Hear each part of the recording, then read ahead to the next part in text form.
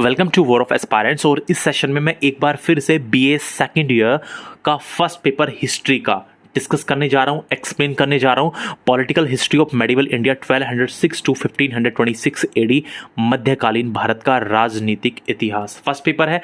इससे पहले एक पार्ट करा चुका हूँ, वो नहीं देखा है जरूर देखिएगा। आप प्लेलिस्ट में जाके देख सकते हैं, आप वीडियोज़ में जा करके देख सकते हैं। अच्छे से सारी चीज़ें एक्सप्लेन करने वाला हूँ और इस सेशन में कुछ अच्छे क्वेश्चंस, कुछ अच्छे लॉन्ग क्वेश्चंस मैं आपको कराने जा रहा हूँ।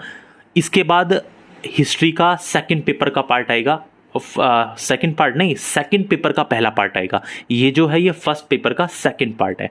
तो चलिए फिर आगे चलते हैं और क्वेश्चंस पर आते हैं। पहला क्वेश्चन है कि बलबन के राजत्व सिद्धांतों का वर्णन कीजिए। डिस्क्राइब द किंगशिप थ्योरी या किंगशिप प्रिंसिपल्स ऑफ बलबन। ये इंपॉर्टेंट क्वेश्चन है और यदि आप फर्स्ट पेपर दे रहे हैं तो चांसेस हैं पूरे कि ये क्वेश्चन जरूर आएगा। अच्छा, हिस्ट्री में फर्स्ट पेपर या सेकंड पेपर लगभग दोनों सिमिलर से ही हैं। ऐसा कुछ नहीं कि कोई ज़्यादा हार्ड है या कोई ज़्यादा आसान है, दोनों लगभग सिमिलर से ही हैं हिस्ट्री में। ठीक है, चलिए अब हम इस चीज़ को समझने की कोशिश करते हैं। हैंड रिटन नोट से हम इस चीज़ को समझते हैं। देखिए, यदि हम बात करें ग्यासुद्दीन बलबन की, तो ग्यासुद्दीन बलबन का जो शासनकाल है वो 1266 से 1287 ईस्वी तक रहा। 1266 से 1287 तक रहा। एक बात ध्यान रखिएगा, आपको स्मार्टली वर्क करना है। आपको जो हेडिंग्स हैं वो बनानी है, वो क्रिएट करनी है। हेडिंग्स कहीं बाहर से क्रिएट नहीं होती हैं, आप लोग खुद अपने दिमाग से अच्छे से उनको प्रिपेयर कर सकते हैं। ठीक है, मैं आपको अच्छे फैक्ट्स यहाँ पर बता के जाऊँगा, चीज़ें समझा के जाऊँगा और आप कुछ उसमें अपने तरीके से बदलाव कर सकते हैं, उसमें नई नई हेडिंग्स जोड़ सकते हैं। देखिए, बलबन जो था वो इलबारी तुर्क जाति का था। इसकी जाति क्या थी? इलबारी तुर्क। बलबन का जन्म एक संपन्न परिवार में होता, एक कुलीन परिवार में हुआ था, एक ठीक ठाक परिवार में हुआ था। लेकिन दुर्भाग्य से बलबन अपनी युवा अवस्था में, यानी जब ये युवा था उस अवस्था में ही मंगोलों द्वारा बंदी बना लिया गया और मंगोलों ने उसे बसरा ले जाकर ख्वाजा जमालुद्दीन के हाथों में बेच दिया। ख्वाजा ने उसे शिक्षा देकर 1223 में 1223 ईस्वी में दिल्ली भेजा और जहां बलबन से प्रभावित होकर इल्तुतमिश ने उसे खरीद लिया। आप जानते हैं उस समय सुल्तान कौन था दिल्ली का? That was Iltutmish. और इल्तुतमिश ने उसे खरीद लिया और दासों के दल तुर्काने चिहलगानी, आपको पता होगा इल्तुतमिश ने ही गठन किया था एक 40 गुलाम सरदारों का, 40 गुलाम सरदारों के एक समूह का, जिसको कहते थे तुर्कान ए चिहलगानी या दल 40 या 40 दल का, 40 सरदारों का एक समूह था। और उसको किस में शामिल कर लिया? तुर्कान ए चिहलगानी में इंक्लूड कर लिया। याद रखना, इल्तुतमिश ने बलबन को ग्वालियर विजय के बाद खरीदा था। यदि आपने इल्तुतमिश पढ़ा होगा तो उसने ग्वालियर विजय की थी, उसके बाद खरीदा था। ये इंपॉर्टेंट नहीं है, आप जितनी मैं बातें बता रहा हूँ जितनी आप याद रख सकते हैं उतनी याद रख सकते हैं। मैं तो आपको बहुत सारे फैक्ट्स बता के जाऊँगा, जरूरी नहीं आप सारे याद कर पाएँ, लेकिन जितना आप याद रख सकते हैं उतना अच्छा है, क्योंकि आप जब लॉन्ग क्वेश्चन आएगा इससे रिलेटेड, बलबन से रिलेटेड कोई भी लॉन्ग क्वेश्चन आएगा, आपको हर जगह ये आपको फायदा देगा, हर जगह आपकी हेल्प करेगा। ठीक है, ये कुछ जो रेड में लिखे हुए ये सही से नहीं दिख रहे हैं, कोई बात नहीं, मैं इनको बोल रहा हूं तो आप लोग प्लीज ध्यान रखिएगा, थोड़ा सा शाइनिंग की दिक्कत है इनमें। 1249 में बलबन ने अपनी पुत्री का विवाह उस समय के सुल्तान, जो उस समय सुल्तान था, कौन था? नसीरुद्दीन महमूद। हाँ, ये वही सुल्तान था जो टोपी सी करके अपना गुजारा किया करता था, ये केवल नाम का सुल्तान था। सुल्तान नसीरुद्दीन महमूद से किया और उसके बाद उस सुल्तान ने बलबन को, इस नसीरुद्दीन महमूद ने बलबन को नायब ए मुमलकत, ये क्या लिखा हुआ है? नायब ए मुमलकत का पद दिया तथा बलबन को उलूग खां की भी उपाधि प्रदान की। किसने की? नसीरुद्दीन महमूद ने की। अच्छा, ये विभिन्न शासकों के शासनकाल में बलबन किस किस पोस्ट पर रहा था? जैसे इल्तुतमिश के शासनकाल में तुर्कान चिहलगानी का सदस्य था। रजिया सुल्ताना का जब शासनकाल चल रहा था उस समय अमीर शिकार था। बहराम शाह के शासनकाल में ये अमीर आखूर था। मसूद शाह के शासनकाल में ये अमीर हाजिब था और नसीरुद्दीन महमूद के शासनकाल में ये नायब ए मुमलकत था। बता रही सबको समझ में, कोई दिक्कत वाली बात नहीं है। आगे बढ़ जाते हैं। इंपॉर्टेंट फैक्ट्स हैं, आपको बलबन से संबंधित कोई भी लॉन्ग क्वेश्चन है आपको हर जगह हेल्प करेंगे। बलबन का वास्तविक नाम था बहाउद्दीन और फिरदौसी ने जो बुक लिखी है शाहनामा, आप इतना जानते होंगे, फिरदौसी के शाहनामा में बलबन को आफराशियाब वंश का बताया गया है। किस वंश का? आफराशियाब या अफाशियाब वंश का बताया गया है, लेकिन ये एक इलबारी जाति का तुर्क था, याद रखिएगा, अभी पीछे बताया है। इसके अलावा जो गढ़ मुक्तेश्वर अभिलेख है उसमें बलबन को कहा गया है खलीफा का सहायक। गढ़मुक्तेश्वर अभिलेख, जो अभिलेख गढ़मुक्तेश्वर से मिला है, वहाँ से उस अभिलेख में बलबन को खलीफा का सहायक कहा गया है। आप लोग जानते हैं इस्लाम जगत में जो पैगंबर के बाद जो पद आता है वो खलीफा का आता है, यानी पैगंबर के जो उत्तराधिकारी होते हैं उन्हीं को क्या कहा जाता था? खलीफा कहा जाता था। बात आई समझ में? जो प्रॉफिट्स के उत्तराधिकारी होते थे उन्हीं को पैगंबर के, इस्लाम जगत में पैगंबर के जो उत्तराधिकारी हैं उन्हीं को क्या कहा जाता था? खलीफा कहा जाता था। ठीक है, आगे बढ़ जाएं। चलिए, अब यहाँ पर राजत्व का सिद्धांत यानी किंगशिप थ्योरी आपसे पूछी गई है। देखिए, बलबन ने राज्य में दैवीय राजत्व का सिद्धांत प्रतिपादित किया। दैवीय राजत्व सिद्धांत से मतलब ये है कि खुद को इसने अपने आप को एक तरह से देवता की तरह प्रस्तुत किया, ईश्वर की तरह प्रस्तुत किया। दैवीय राजत्व का सिद्धांत, राजत्व मतलब राज्य करने का, सिद्धांत यानी प्रिंसिपल, नियम। तो इसके जो राज करने का सिद्धांत था वो ऐसा था जैसे देवताओं का हो, जैसे ये बहुत ईश्वर हो, देवता हो, भगवान हो, इस तरह से इसने अपने सिद्धांत को प्रतिपादित किया था।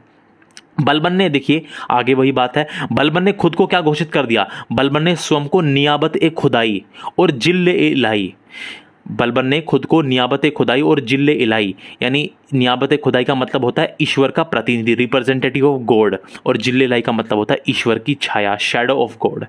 इसने खुद को क्या बताया कि मैं हूं ईश्वर का प्रतिनिधि और ईश्वर की छाया। ये था इसका राजत्व का सिद्धांत। देखिए, बलबन ने दैवीय राजत्व के सिद्धांत तथा सुल्तान की प्रतिष्ठा स्थापना की। बलबन ने ना जो राजत्व का सिद्धांत था उसका, बलबन का राजत्व का सिद्धांत कैसा था? दैवीय राजत्व का सिद्धांत, ये हेडिंग में भी आप डाल सकते हैं। और सुल्तान की प्रतिष्ठा यानी सुल्तान की इज्जत बनाई इसने जब ये सुल्तान रहा। बलबन ने यह सिद्धांत ईरान के सासानी शासकों से लिया, जो ईरान के शासक थे ना, इस सिद्धांत को इसने वहां से ग्रहण किया। इस तरह की थ्योरी वहां पर चलती थी और इसने यहां पर इसको अप्लाई किया। जो मैं बातें बोल रहा हूं वो कोई चीजें थोड़ी सी कम शाइनिंग है तो उन पे मत जाइएगा, जो मैं बातें बोल रहा हूं उसको सुनो ध्यान से। बलबन सुल्तान को पृथ्वी पर अल्लाह का प्रतिनिधि यानी नियाबत खुदाई मानता था। उसके अनुसार सुल्तान का स्थान पैगंबर के बाद आता है और सुल्तान यानी जिल्ले इलाही यानी ईश्वर का प्रतिबिंब है और वह अल्लाह के निर्देशानुसार ही कार्य करता है। सुल्तान को कार्य करने की प्रेरणा तथा शक्ति ईश्वर यानी अल्लाह से प्राप्त होती है। इस वजह से किसी जनसाधारण या सरदार को उसके कार्यों की आलोचना करने का अधिकार नहीं। मैंने ऊपर बताया था ना कि यह है देवीय राजत्व का सिद्धांत। ये खुद को ईश्वर की तरह कि मैं ईश्वर का प्रतिनिधि हूं, ये ईश्वर का प्रतिनिधि बताता था। इस वजह से, और इसे कहता था कि सुल्तान को जो काम करने की प्रेरणा मिलती है ना, वो किससे मिलती है? वो ईश्वर से मिलती है। इस वजह से किसी भी जनसाधारण को, आम आदमी को, या किसी भी सरदार इनके यानी जो मंत्री थे, जो इसके नीचे थे, सरदार होते हैं जो मंत्री होते हैं मंत्रिमंडल में, जो सुल्तान के नीचे के मंत्री होते हैं उन सबको सरदार कहा जाता था या अमीर का। आप वर्ड पढ़ेंगे, अमीर पढ़ेंगे। अमीर भी क्या होते थे? अधिकारी होते थे। और सरदार भी क्या होते थे? अधिकारी लोग होते थे। बात आई समझिए, अमीर वर्ड और सरदार वर्ड यूज होता था। तो इस वजह से किसी जनसाधारण या सरदार को उसके कार्यों की आलोचना करने का अधिकार नहीं है, ना तो किसी अधिकारी को, ना किसी आम पब्लिक को। सुल्तान के जो काम हैं उनको, उनकी आलोचना, उनको क्रिटिसाइज करने का कोई अधिकार नहीं है। बलबन ये मानता था कि राजा का जो हृदय होता है वो अल्लाह की कृपा का विशेष भंडार होता है। राजा का हृदय अल्लाह की कृपा का विशेष भंडार होता है, ईश्वर की कृपा का विशेष भंडार होता है। इसलिए मानव जाति में कोई भी उसके समान नहीं होता, सुल्तान के समान नहीं होता। बलबन के राजत्व के सिद्धांत के विषय में डॉक्टर के निजामी, एक इतिहासकार, इन्होंने कहा कि बलबन एक उत्तम अभिनेता था, एक बहुत अच्छा एक्टर था और उसने अपने दर्शकों को आधुनिक फिल्मी सितारों की भांति, जैसे आजकल के मॉडर्न एक्टर्स हैं, उनकी भांति मंत्रमुग्ध कर रखा था। बलबन का शासनकाल वह युग था जब सत्ता और शक्ति का अधिकारी उस व्यक्ति को माना जाता था जो कुलीन यानी श्रेष्ठ घरानों में उत्पन्न हुआ हो, अच्छे घरों में उत्पन्न हुआ हो और अपनी प्राचीन वंश परंपरा पर गर्व करने वाला हो। उसको अपने कुल पर, अपने घरानों पर गर्व होता हो। इसलिए गद्दी पर अपने दावे को मजबूत करने के लिए बलबन ने घोषणा करवाई कि वह प्रसिद्ध ईरानी शहंशाह अफाशियाब वंशज का है।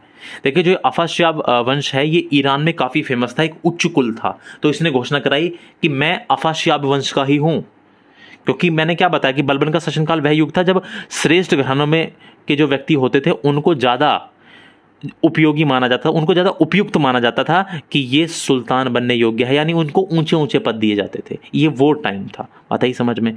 बलबन किसी भी महत्वपूर्ण पद के लिए किसी ऐसे व्यक्ति को नामित नहीं करता था, नॉमिनेट नहीं करता था जो किसी कुलीन परिवार का ना रहा हो, जो किसी अच्छे परिवार का ना रहा हो। व्यवहारिक दृष्टि से इसका मतलब यह था कि किसी भी भारतीय मुसलमान को शक्ति और सत्ता का पद प्राप्त नहीं हो सकता था। इसका मतलब अब इसका आप मीनिंग निकालने की कोशिश करें तो इसका साफ साफ मीनिंग ये है, क्योंकि यहाँ पर कहा है कि देखिए बलबन किसी भी इंपॉर्टेंट पोस्ट को किसी भी ऐसे व्यक्ति को नहीं देता था, किसी भी ऐसे व्यक्ति को नामित नहीं करता था जो किसी कुलीन परिवार का हो, कुलीन परिवार का ना हो, अच्छे परिवार का ना हो। तो आप यदि इसका व्यवहारिक दृष्टि से यदि आप इसका फिर मीनिंग निकालने की कोशिश करेंगे तो इसका मतलब साफ साफ यही था कि किसी भी भारतीय मुसलमान को शक्ति और सत्ता का पद प्राप्त नहीं हो सकता था। कभी कभी तो बलबन का व्यवहार बहुत ही हास्यास्पद हो जाता था, यानी हंसने वाला हो जाता था। उदाहरण के लिए एक बहुत बड़े व्यापारी से मिलने के लिए एक बार क्या हुआ, एक बहुत बड़े व्यापारी आए बलबन से मिलने के लिए। फॉर एग्जांपल उसने एक बहुत बड़े व्यापारी से मिलने के लिए इनकार कर दिया क्योंकि उसका जन्म ऊंचे कुल में नहीं हुआ था, उच्च कुल में नहीं हुआ था। इतिहासकारी जियाउद्दीन बर्नी ने लिखा है कि बलबन कहता था कि जब भी मैं किसी नीच कुल में उत्पन्न यानी हे नीच व्यक्ति को देखता हूं तो मेरी आंखों से अंगारे फूटने लगते हैं और क्रोध से मेरा हाथ उसे मारने के लिए मेरी तलवार पर चला जाता है। ऐसा जियाउद्दीन बर्नी ने लिखा है, इतिहासकार बर्नी ने लिखा है। हालांकि बर्नी खुद भी तुर्क अमीरों का बहुत बड़ा पक्ष पोषक रहा है। बर्नी खुद भी जो तुर्की अमीर थे, जो तुर्की जाति के थे, उनकी साइड ली है जियाउद्दीन बर्नी ने खुद भी। तो अब ये कितना सही है कितना गलत है इसके बारे में कुछ भी नहीं कहा जा सकता। तो हम नहीं जान सकते कि बलबन ने सचमुच ऐसी बातें कही या नहीं, लेकिन इससे गैर तुर्कों के प्रति उसके रवैये का परिचय तो मिलता ही है कि जो टर्किश नहीं थे, जो तुर्की नहीं थे, उनके खिलाफ कैसा रवैया रहा होगा। क्योंकि साफ साफ मैंने भी आपको बताया जो कुलीन अच्छे श्रेष्ठ परिवार, वहां पर श्रेष्ठ किसको माना जाता था, जो टर्किश थे, जो तुर्की थे, उनको श्रेष्ठ कुल का माना जाता था, बाकी लोगों को श्रेष्ठ कुल का नहीं माना जाता था। बलबन खुद को तुर्क अमीरों के हितों के रक्षक के रूप में पेश किया करता था। बलबन कहता था कि मैं जो तुर्क अमीरों को ये कहा करता था, जो जितने भी टर्किश अमीर थे, जितने भी टर्किश अधिकारी थे, अमीर का मतलब अधिकारी, सरदार का मतलब भी अधिकारी, वो कहता था कि मैं आपका हितैषी हूं। लेकिन वह उनके हितों का रक्षक होने का दावा भले ही करता रहा हो, परंतु वह सत्ता में किसी को भी हिस्सेदार बनाने को तैयार नहीं था। यहां तक कि उसने अपने परिवार के लोगों को भी नहीं, उसकी निरंकुशता का मतलब होता है मनमाना और अत्याचारपूर्ण व्यवहार करना। निरंकुशता का मतलब होता है मनमाना व्यवहार करना, अत्याचारपूर्ण व्यवहार करना। उसकी निरंकुशता इतनी प्रबल थी कि वह अपने समर्थकों से भी अपनी आलोचना सुनने को तैयार नहीं था।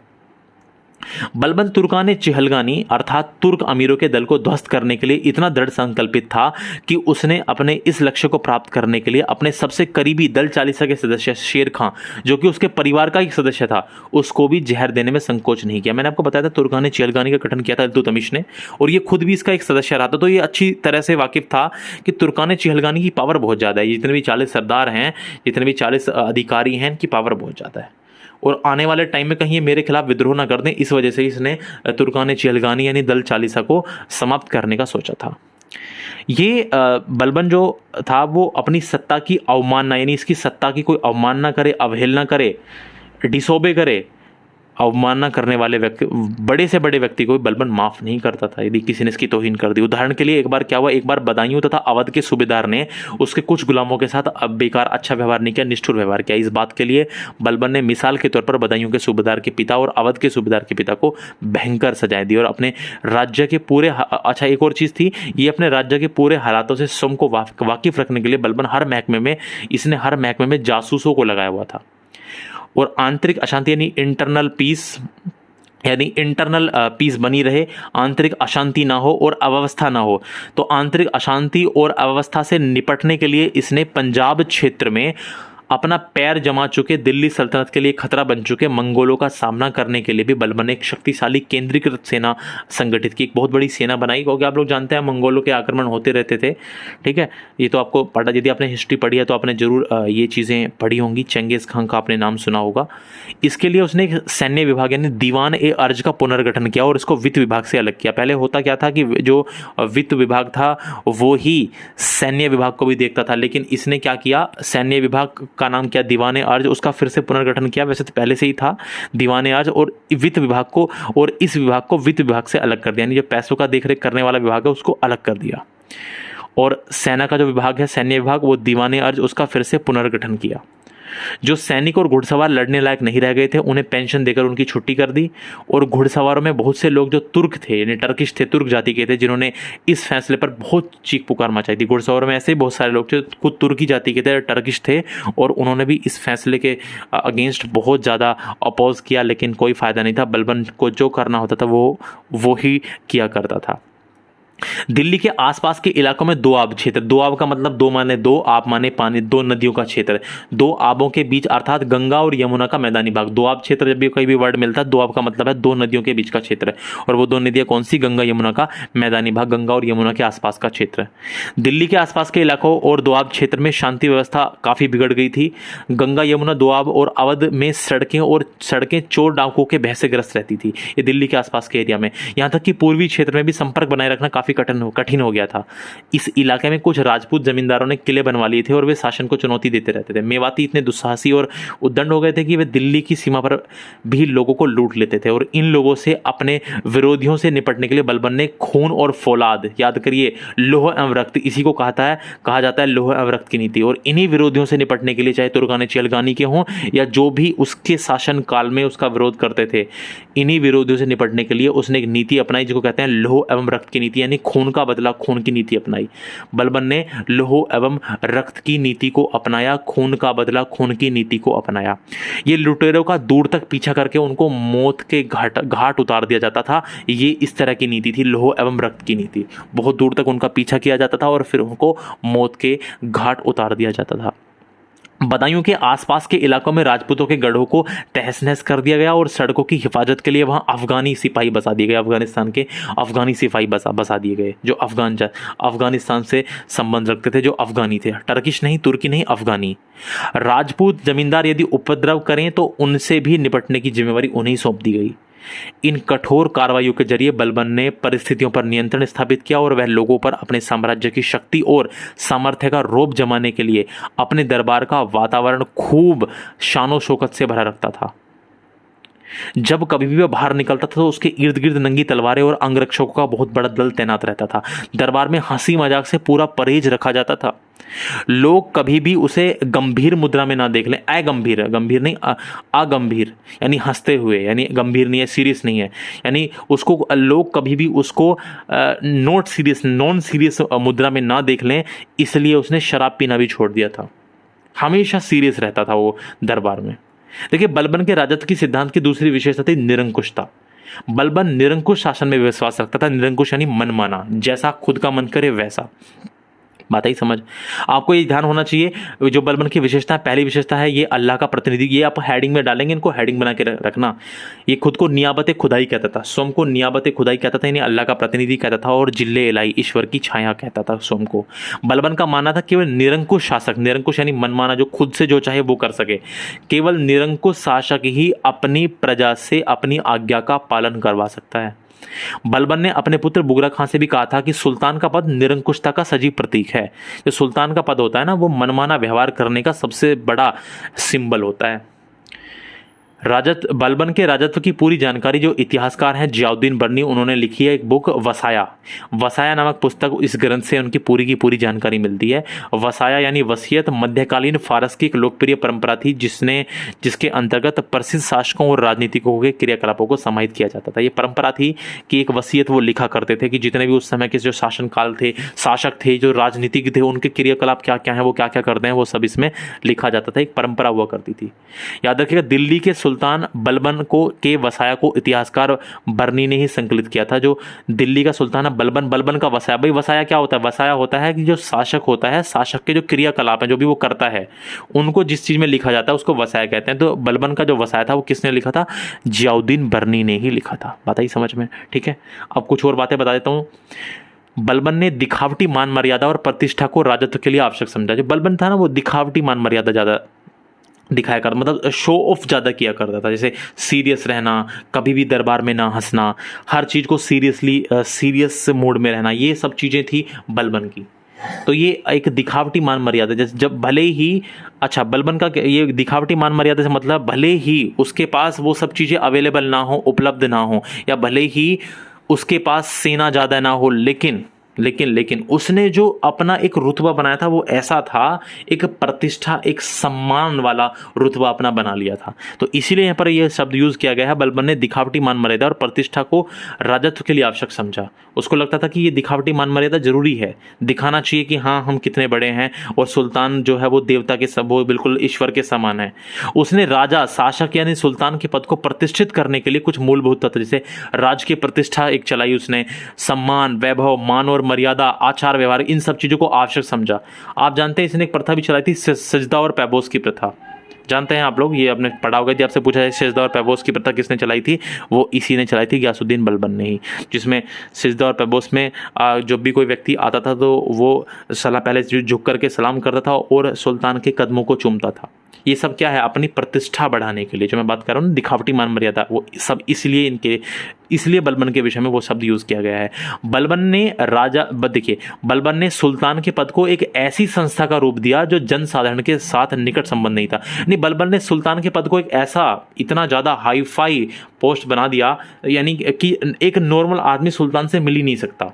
बलबन ने सुल्तान के पद को एक ऐसी संस्था का रूप दिया जिसका जनसाधारण के साथ कोई निकट संबंध नहीं था। वह साधारण व्यक्ति से बात नहीं करता था, केवल वजीर यानी प्रधानमंत्री ही उससे बात कर सकता था। बलबन ने सुल्तान की प्रतिष्ठा के अनुकूल अपने व्यवहार को अत्यंत गंभीर बना लिया, सीरियस बना लिया। उसने शराब पीना, विनोद प्रिय व्यक्ति के साथ, विनोद प्रिय यानी जो हंसमुख व्यक्ति होता है, हंसमुख व्यक्ति के साथ बैठना, और छोटे अमीर जो छोटे अधिकारी हैं उनसे मिलना बंद कर। वो छोटे अधिकारी से बात नहीं करता था, वो केवल अपने वजीर प्रधानमंत्री से बात करता था, बाकी वो किसी छोटे अधिकारी के मुंह ही नहीं लगता था। इसके अलावा बलबन ने सामाजिक सभाओं में होने वाले डांस, जो नृत्य होते थे, संगीत, मदपान यानी मदिरा वगैरह पीना, शराब वगैरह पीना, इन पर पूर्ण प्रतिबंध लगा दिया। दरबार में न तो वह स्वयं हंसता था और न ही किसी को उसकी छूट देता था, हंसने की इजाज़त किसी को देता था। दरबार में केवल वजीर ही यानी प्रधानमंत्री ही उससे वार्तालाप कर सकता था।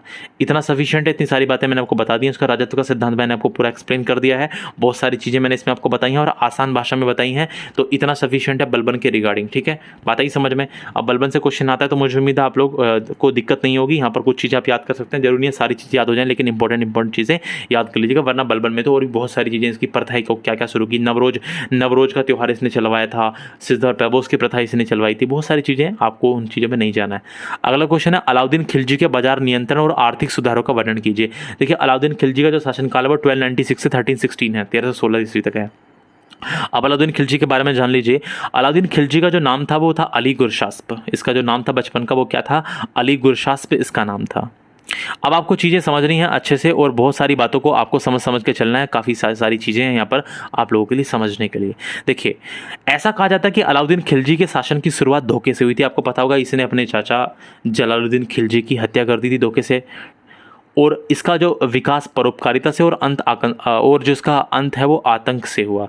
जब देखिए इसका शासनकाल था, इसने डेवलपमेंट के बहुत सारे काम किए, तो इसीलिए जो विकास है वो परोपकारिता से, और इसका जो अंत हुआ वो कैसा हुआ, आतंक से हुआ। अलाउद्दीन खिलजी के बारे में संस्कृत में लिखा एक जोधपुर अभिलेख मिलता है। इसमें लिखा है कि अलाउद्दीन खिलजी ने देवतुल्य काम किए, देवता के समान काम किए, इसके आने से पृथ्वी अत्याचार से मुक्त हो गई। ऐसा एक अभिलेख में लिखा है, जोधपुर अभिलेख में। ठीक है, ऐसा एक अभिलेख में लिखा हुआ है। ये इंपॉर्टेंट नहीं है आप लोगों के लिए, इसको स्किप करिए, आगे आइए। इसके शासनकाल को खिलजी क्रांति भी कहा गया, क्योंकि इसने योग्यता के अनुसार पद की नियुक्ति की व्यवस्था आरंभ की। मैंने थोड़ी देर पहले क्या बताया, बलबन का सिद्धांत क्या था। बलबन का सिद्धांत ऐसा था कि वहां योग्यता नहीं, उच्च कुल को देखा जाता था, लेकिन यहां पर ऐसा हुआ।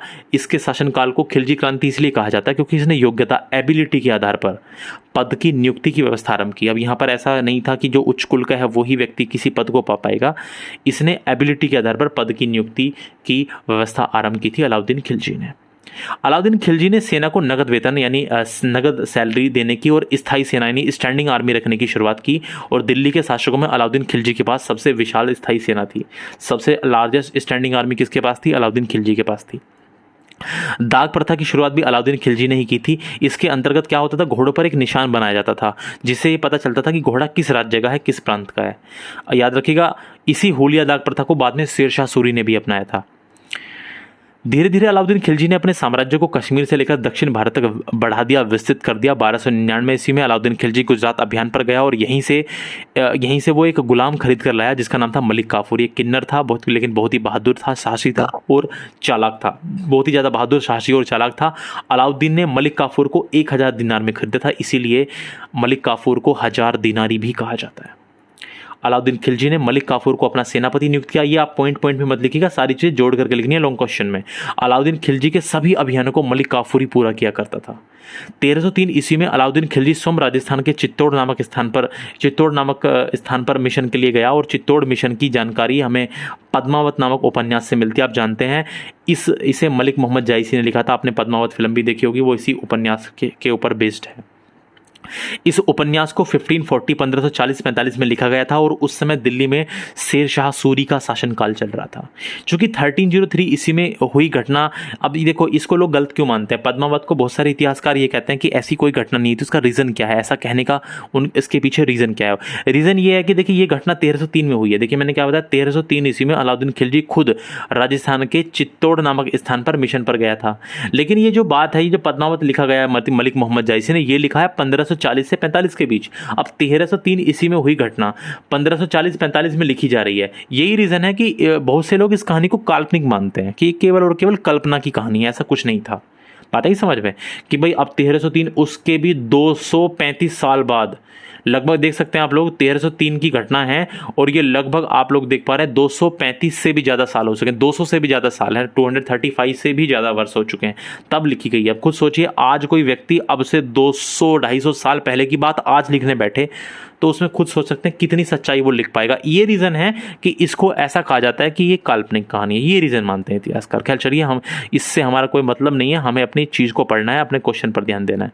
अलाउद्दीन खिलजी ने चित्तौड़ अभियान यानी चित्तौड़गढ़ की महारानी पद्मावती को हासिल कर ये जो चित्तौड़ अभियान इसने चित्तौड़ मिशन जो इसने शुरू किया था, वो जो चित्तौड़गढ़ की महारानी थी पद्मावती, उसको हासिल करने के लिए किया था। महारानी पद्मावती चित्तौड़ के राजा रावल रतन सिंह की पत्नी थी, लेकिन अलाउद्दीन खिलजी पद्मावती को हासिल नहीं कर पाया था, क्योंकि रानी पद्मावती ने सारी की सारी स्त्रियों के साथ मिलकर आग में कूदकर आत्मदाह कर लिया था, जिसको क्या कहा जाता है, जोहर कहा जाता है। अलाउद्दीन खिलजी के शासनकाल में सबसे अधिक 6 बार मंगोल आक्रमण हुए। याद रखिएगा, अलाउद्दीन खिलजी के रूलिंग पीरियड में सबसे ज़्यादा, यदि आपसे पूछे सबसे ज़्यादा मंगोल अटैक किस में हुए थे, तो अलाउद्दीन खिलजी के शासनकाल में हुए थे सबसे ज़्यादा मंगोल अटैक। इन 6 के 6 मंगोल अटैक का जिक्र आप नीचे देख सकते हैं। 6 मंगोल अटैक हुए थे, ये आप देख सकते हैं। ये आक्रमणकारी वर्ष हैं, आपके किसी मतलब का नहीं है। आप चाहें तो इसको रोक करके देख सकते हैं, अदरवाइज इसको स्किप कर दीजिए। इतना कहाँ तक लिख पाएंगे आप लोग, नहीं लिख पाएंगे। ठीक है, आगे बढ़ते हैं। 1306 ईस्वी में अलाउद्दीन खिलजी ने अपना दक्षिण विजय अभियान शुरू किया, और इसके लिए उसने मलिक काफूर को भेजा। मैंने आपको पहले ही बताया था, इससे जो फर्स्ट पार्ट था वहाँ भी इसके विषय में मैंने आपको अच्छे से चीज़ें बताई थी। ठीक है, मलिक काफूर दक्षिण भारत की तरफ प्रदेशों को जीतता हुआ तेलंगाना तक पहुंच गया, और उस समय तेलंगाना की राजधानी वारंगल हुआ करती थी, और वहां पर काकतीय वंश के राजा प्रताप रुद्रदेव शासन कर रहे थे। मलिक काफूर ने 1308 ईस्वी में वारंगल पर आक्रमण किया, और प्रताप रुद्रदेव की कमजोर सेना ने अलाउद्दीन खिलजी की सेना के सामने आत्मसमर्पण कर दिया, सरेंडर कर दिया, और प्रताप रुद्रदेव ने मलिक काफूर की अधीनता स्वीकार कर ली। प्रताप रुद्रदेव ने अपनी एक सोने की मूर्ति बनवाई और उसे बेड़ियों में जकड़वाकर मलिक काफूर को भेज दिया, जिसका मतलब यह था कि अब मैं आपकी अधीनता स्वीकार करता हूं। मलिक काफूर ने प्रताप रुद्रदेव से 1308 ईस्वी में कोहिनूर हीरा प्राप्त किया। कोहिनूर हीरा आप जानते हैं विश्व का सबसे बेशकीमती हीरा है, जिसे काकतीय वंश के राजाओं द्वारा गोलकुंडा की खान से निकाला गया था। आप लोगों को सब ये बात पता होनी चाहिए। अच्छा, आगे बढ़ते हैं और आगे चीज़ों को समझने की कोशिश करते हैं। कोहिनूर हीरे के बारे में एक बहुत फेमस चीज़ है, एक बहुत ही प्रसिद्ध बात है कि यह जिस भी व्यक्ति के पास जाया करता था, यह उसके लिए पतन का कारण बनता था। यह पुरुषों के लिए बहुत ही अशुभ और मनहूस था, लेकिन यह महिलाओं के लिए बहुत ही शुभ माना जाता था कोहिनूर हीरा। इसके बाद मलिक काफूर दक्षिण में और आगे बढ़ा और तमिलनाडु के रामेश्वरम तक पहुंच गया। बिल्कुल नीचे आप मैप में देख सकते हैं, तमिलनाडु में रामेश्वरम। अब जैसे ही यह रामेश्वरम पहुंचा तो इसे समुद्र ही समुद्र नजर आया, तो मलिक काफूर को लगा कि बस दुनिया यहीं तक है और पूरी की पूरी दुनिया अलाउद्दीन खिलजी ने जीत ली है। इसको ऐसा लगा कि पूरी दुनिया जीत ली है अलाउद्दीन खिलजी ने। अपने साम्राज्य का विस्तार करने के बाद अलाउद्दीन खिलजी ने सिकंदर सानी यानी दूसरा सिकंदर की उपाधि धारण की। तो जब ये वापस आया तो इसने बताया कि सुल्तान आपने पूरी दुनिया जीत ली, अब दुनिया आगे है ही नहीं। तो इसको क्या आप लोग जानते हैं सिकंदर सानी क्यों? दूसरा सिकंदर, सिकंदर सानी का मतलब दूसरा सिकंदर। एक सिकंदर था तो विश्व विजय के लिए निकला था, अलेक्जेंडर द ग्रेट। अब चूंकि इसने भी सोचा कि मैंने दुनिया जीत ली, तो इसने भी अपने आप को क्या कहा? सिकंदर कहा। बात ही समझ। और सिकंदर सानी की उपाधि धारण करने के बाद अमीर खुसरो ने अलाउद्दीन खिलजी को कहा सुल्तान जहां। अमीर खुसरो ने इसको उपाधि दी थी अलाउद्दीन खिलजी को सुल्तान जहां की, सुल्तान ऑफ द वर्ल्ड, क्योंकि मलिक काफूर के अनुसार अलाउद्दीन ने तो पूरी दुनिया को जीत लिया था। बात आई समझ में? चलिए आगे बढ़ते हैं और आगे चीज़ों को समझने की कोशिश करते हैं। इसके बाद अलाउद्दीन खिलजी ने अपनी जनता पर जजिया और ज़कात लगाया। याद रखिएगा, जजिया गैर मुसलमानों द्वारा दिया जाता था। मैंने पिछली वाली वीडियो में समझाया कि जजिया कर क्या होता है। ये इनकम का 1/2 से 1/3 तक भी होता था, और ज़कात मुसलमानों द्वारा दिया जाता था जो इनकम का 1/40 होता था। ठीक है। इसके अलावा अलाउद्दीन ने बहुत सारे टैक्स लगाए, जैसे आवास कर यानी हाउस टैक्स लगाया जिसको गरई कहते थे, मवेशी कर एनिमल फीडिंग टैक्स लगाया जिसको चरई कहते थे, और भू राजस्व कर, जो भू राजस्व कर था उसको बढ़ाकर उपज का यानी जितनी भी उपज होगी उसका 1/2 कर दिया। जितनी भी उपज होगी भूमि में उसका कितना कर दिया? 1/2 टैक्स कर दिया। अलाउद्दीन खिलजी ने खम्स कहते हैं लूट का माल, लूट का धन। अलाउद्दीन खिलजी ने खम्स यानी लूट का धन में सुल्तान का हिस्सा 1/4 के स्थान पर 3/4 कर दिया। जैसे मान लीजिए सेना कहीं पर गई या कहीं पर भी लूट हुई, ठीक है, या किसी राज्य को लूट लिया, तो होता क्या था, जो लूट का धन होता था उसमें सुल्तान का हिस्सा पहले होता था 1/4, यानी जैसे मान लीजिए 400 रुपये लूटे तो उसमें सुल्तान के 100, बाकी 300 आपस में अधिकारियों वगैरह में बढ़ जाते थे, ये सब चीज़ें जो अधिकारी लोग होते थे। लेकिन अभी क्या कर दिया, इसके बाद अलाउद्दीन खिलजी ने खम्स यानी लूट के धन में 1/4 की जगह 3/4 कर दिया। यदि 400 लूटोगे तो 300 सुल्तान के, बाकी 100 को बांट लेना। ठीक है, इस तरह से। अलाउद्दीन खिलजी ने दीवान मुस्तखराज यानी tax and anti corruption department, दीवान मुस्तखराज का मतलब है tax and anti corruption department बनाया, और यही विभाग सभी करों को वसूलता था, सारे टैक्स वसूलता था और भ्रष्टाचार पर नियंत्रण रखता था, यही डिपार्टमेंट।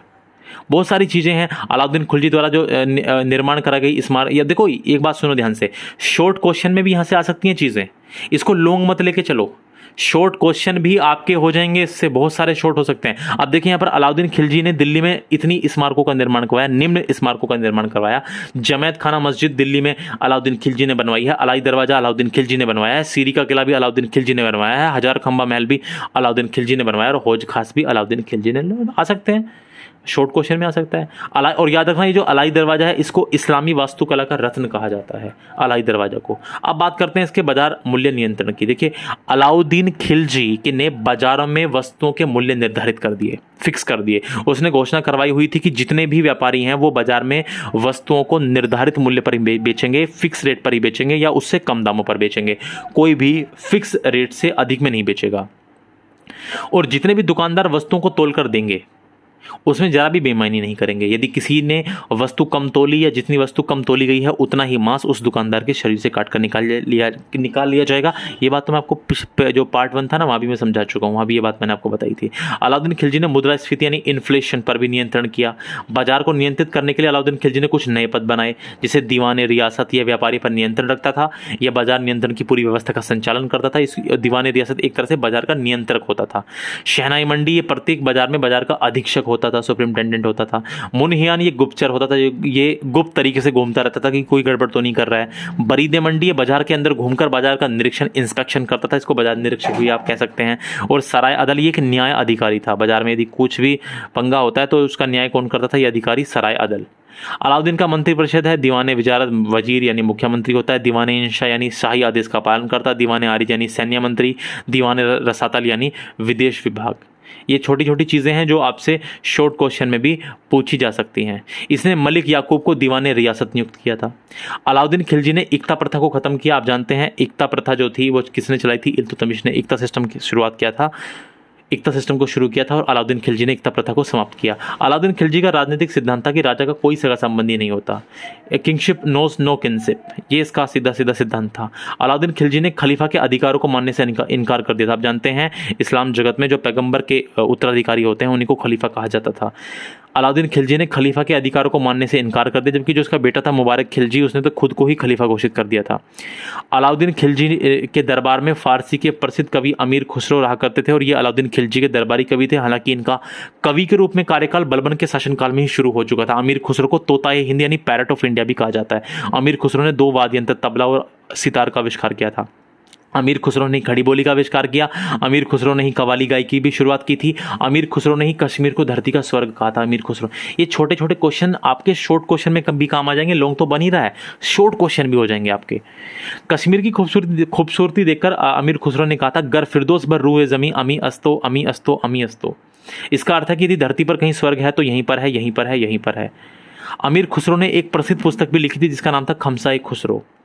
अमीर खुसरो ने अलाउद्दीन खिलजी को सुल्तान जहां यानी सुल्तान ऑफ द वर्ल्ड की उपाधि दी, और अमीर खुसरो दिल्ली सल्तनत के सर्वाधिक सुल्तानों के समकालीन कंटेम्पररी रहे थे, ये याद रखिएगा। उत्तर अमीर खुसरो का जो जन्म था वो उत्तर प्रदेश के एटा जिले के पटियाली नामक गांव में होता। अब खैर ये तो अमीर खुसरो की बात हो गई। अब हम यहाँ पे चीज़ों को स्किप करते हैं क्योंकि हमें अमीर खुसरो के बारे में ज़्यादा चीज़ों को नहीं समझना है, हमें अलाउद्दीन खिलजी के बारे में बात करनी है। 1316 में अलाउद्दीन खिलजी की मृत्यु हो गई। इतिहासकारों का मानना है कि कोढ़ हो जाने के कारण अलाउद्दीन खिलजी की मृत्यु हुई थी। अलाउद्दीन खिलजी का मकबरा जो टॉम्ब है वो कहाँ पर है? दिल्ली में है। बात ही समझ।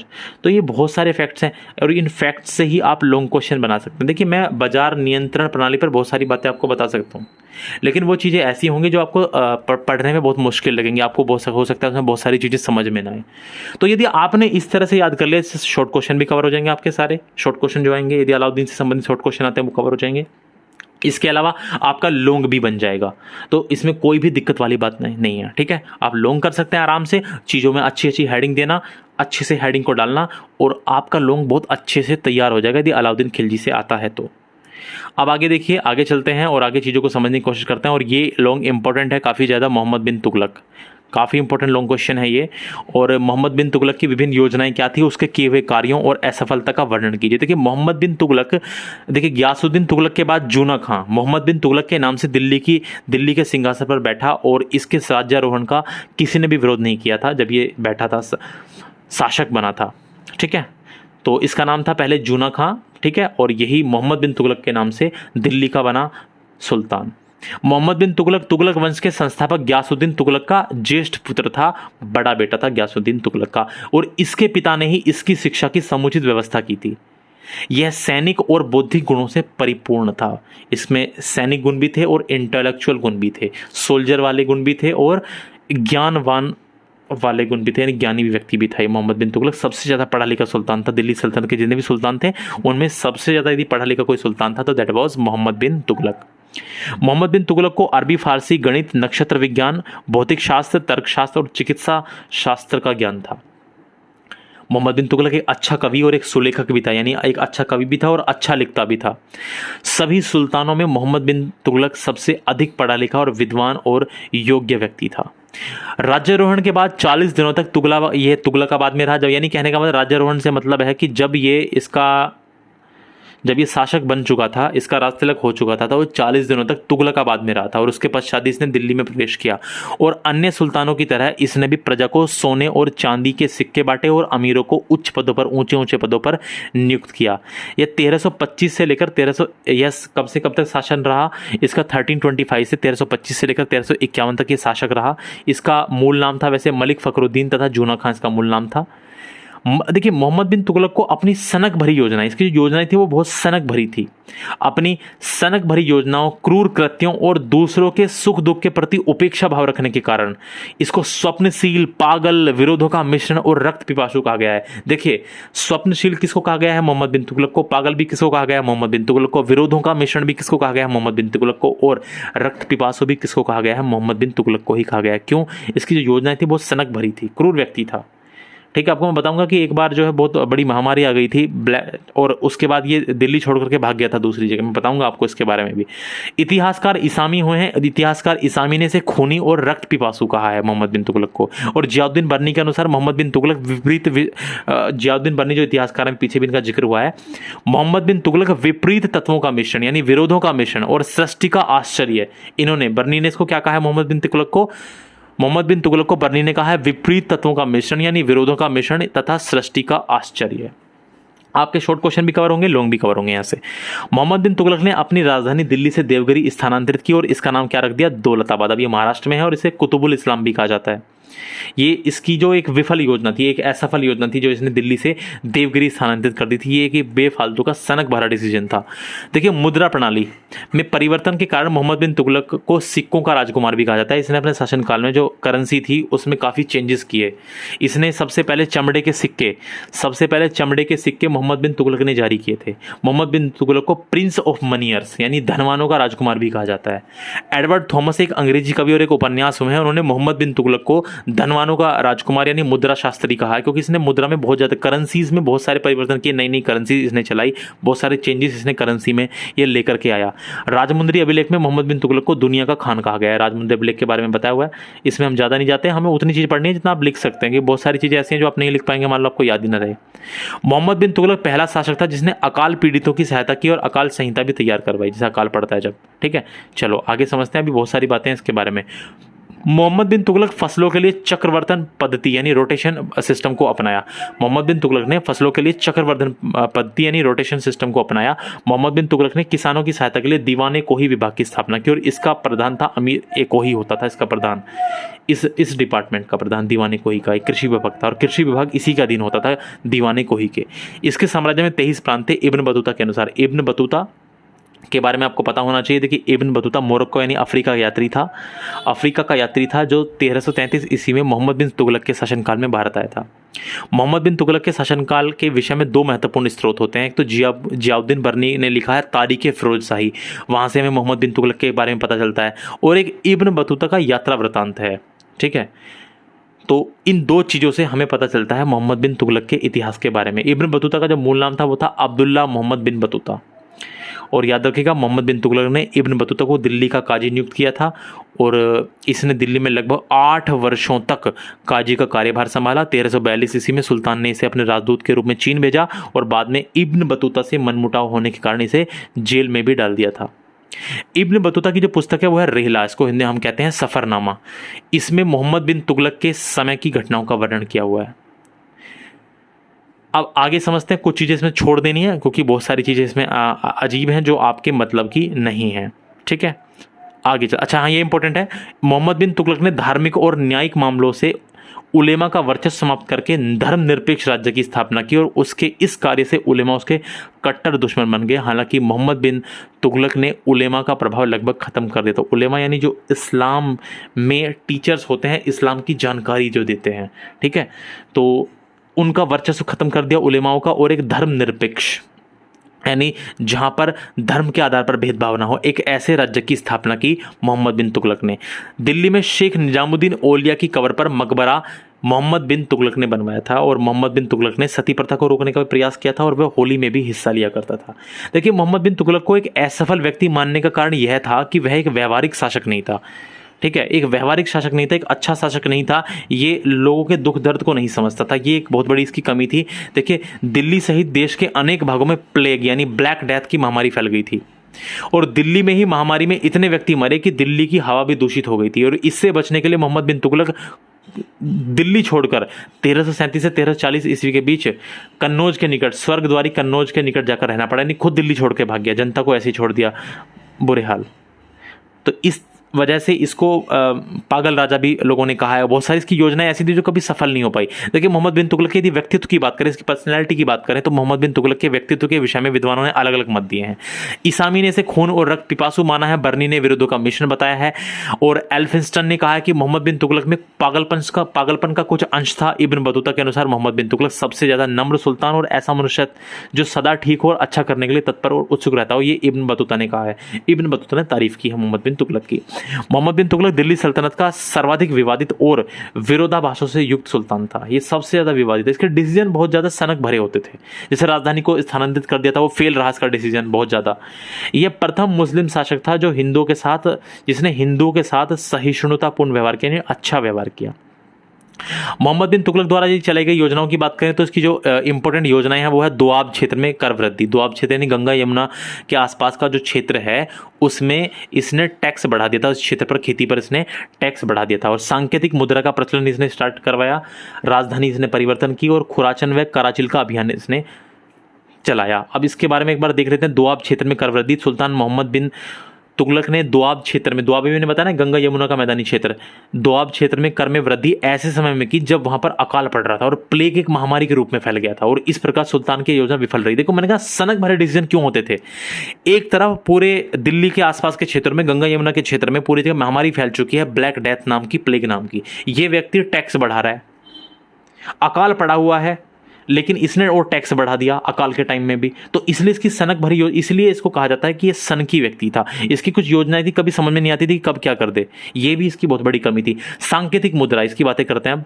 मोहम्मद बिन तुगलक ने चांदी के सिक्कों के स्थान पर तांबे की सांकेतिक मुद्रा चलाई। उसका उद्देश्य सोने चांदी जैसी बहुमूल्य धातुओं को नष्ट होने से बचाना था। परंतु बहुत बड़े स्तर पर नकली सिक्कों का निर्माण शुरू हो गया और मोहम्मद बिन तुगलक ने बाजार से सभी तांबे के सिक्के लेकर सरकारी खजाने से उनके बदले चांदी के सिक्के दे दिए। इससे खजाना क्या हो गया, रिक्त हो गया और यह योजना विफल हुई। देखिए सुनिए, इसने क्या कहा कि भाई देखो सिक्के जो है वो सोने चांदी को क्यों बर्बाद करना सिक्कों में, तो इसने सांकेतिक मुद्रा चलाई। संकेत करते हुए चिन्ह होते थे उन सिक्कों के ऊपर, कुछ संकेत करते कुछ सिंबल होते थे, ऐसी इसने मुद्रा चला दी। अब जब वो मुद्रा सोने चांदी की नहीं थी तो बहुत बड़े लेवल पर नकली सिक्कों का निर्माण हो गया। और नकली सिक्कों का निर्माण भी हो गया तो फिर मोहम्मद बिन तुगलक ने सोचा कि भाई यदि इस तरह से हो रहा है तो फिर ये सभी तांबे के सिक्के लेकर और सरकारी खजाने से उनके बदले इसने जो है सभी को चांदी के सिक्के दे दिए। देखो कितना मूर्खता वाला काम किया। इससे क्या हुआ भाई, लोगों ने नकली सिक्के बनाए, उनको पता है कि सिक्के बदल जाएंगे, जाकर के बदल आए और चांदी के सिक्के ले आए। अब इससे क्या हुआ, खजाना रिक्त हो गया, योजना बुरी तरह से विफल हो गई। इसकी योजनाएं हैं, योजनाओं की वजह से इसको पागल राजा कहा गया, ऐसी ऐसी योजनाओं की वजह से। राजधानी परिवर्तन देख लीजिए, इसने कैपिटल को चेंज किया था। अब मोहम्मद बिन तुगलक ने 1327 ईस्वी में अपनी राजधानी दिल्ली से देवगिरी यानी दौलताबाद स्थानांतरित किया। और यह राजधानी परिवर्तन इसलिए किया गया था जिससे कि उत्तर व दक्षिण भारत के संपूर्ण साम्राज्य को नियंत्रित किया जा सके। लेकिन न तो जनता इसके महत्व को समझ सकी और न ही इस प्रकार नियंत्रण रखना संभव हो सका, इसलिए योजना भी विफल रही। अब खुद सोचिए, आपको संभालना दिल्ली है, राजधानी ले जा रहे हो आप मुंबई, राजधानी ले जा रहे हो महाराष्ट्र, तो ये तो मूर्खता वाला डिसीजन था कि नहीं था, खुद सोचिए। खुरासान अभियान, सुल्तान ने मध्य एशिया में स्थित मिडिल एशिया में स्थित है ये खुरासान राज्य में उत्पन्न अव्यवस्था का लाभ उठाकर वहां कब्जा करने की सोची थी। खुरासान जो है जो मध्य एशिया में आसपास का क्षेत्र है, वहां पर उस समय शासकों के बीच में काफी ज्यादा अव्यवस्था चल रही थी, मतलब वहां पर कोई शासक नहीं था, आपस में लड़ाइयां चल रही थी। सोचा कि वहां पर कब्जा कर ले। इसके लिए इसने अतिरिक्त सेना का गठन किया और एक वर्ष का वेतन पेशगी में दे दिया, यानी एडवांस सैलरी दे दी 1 साल की। लेकिन फिर क्या हुआ, खुरासान में व्यवस्था कायम हो जाने के कारण सुल्तान की योजना विफल हो गई। वहां खुरासान में किसी दूसरे व्यक्ति ने अटैक कर दिया, किसी दूसरे वंश का वहां पर शासन हो गया। ये भाई साहब 1 साल का एडवांस देकर के बैठ गए, फिर कुछ नहीं हो पाया। तो इस तरह की कुछ योजनाएं थी जो उनकी विफल रही, इस वजह से इसको सनकी राजा कहा जाता है, पागल राजा भी कहा जाता है। कराचिल अभियान से मतलब है चीन और हिमाचल के विरुद्ध किए गए अभियान को कराचिल अभियान की संज्ञा दी जाती है। कुमायूं पहाड़ियों में स्थित कराचिल का विद्रोह दबाने के लिए और उसे जीतने के लिए सुल्तान ने अपनी सेना भेजी। लेकिन स्टार्टिंग में तो सफलता मिली, लेकिन बाद में सुल्तान को बहुत ज़्यादा जन और धन की हानि उठानी पड़ी। तो इस वजह से इसकी कुछ योजनाएं ऐसी रही जो बिल्कुल पूरी तरह विफल रही, इसीलिए ये हैं इसकी असफलताएं। मैंने कहा इसकी असफलताओं का वर्णन करो तो ये इसकी असफलताएं हैं। याद रखिएगा, मोहम्मद बिन तुगलक की मृत्यु 1351 में, मोहम्मद बिन तुगलक की मृत्यु के बाद 1351 में इसका जो चचेरा भाई था दिल्ली की गद्दी पर बैठा, जिसका नाम था फिरोज शाह तुगलक। ठीक है, तो ये रही मोहम्मद बिन तुगलक के बारे में बातें। तो मैंने आपको 3 लॉन्ग क्वेश्चन बता दिए हैं और बहुत सारी चीज़ें इनके अंदर बता दी हैं, इनसे आपके शॉर्ट क्वेश्चन भी बहुत सारे कवर हो जाएंगे। ठीक है, तो और इसके अलावा आप लोग देख लीजिएगा और क्वेश्चन, यदि आप लोग चाहते हैं कि और क्वेश्चन, तो इसमें और क्वेश्चन इंपॉर्टेंट कौन कौन से हैं। एक तो आप यदि चाहते हैं और भी इससे ज़्यादा करना चाहते हैं तो एक इल्तुतमिश का लॉन्ग क्वेश्चन याद कर लीजिएगा, इल्तुतमिश वाला। और दिल्ली सल्तनत के जो सोर्सेज हैं, सल्तनत कालीन जो सोर्सेज हैं, मध्यकालीन भारत के जो सोर्स हैं, मध्यकालीन भारतीय इतिहास के जो स्रोत हैं, सोर्सेज हैं, इसका एक लॉन्ग क्वेश्चन आप चाहें तो याद कर सकते हैं। ठीक है, तो चलिए फिर इसमें इतना ही है। हम सेकंड पेपर की बातें करेंगे आगे नेक्स्ट वीडियो में। सेकंड पेपर पर हम ध्यान देने वाले हैं। धन्यवाद आप लोगों को जुड़ने के लिए। थोड़ा सा एनर्जी लेवल इसमें स्लो रहा है, लेकिन मुझे उम्मीद है आपने काम चला लिया होगा इससे। Thank you so much.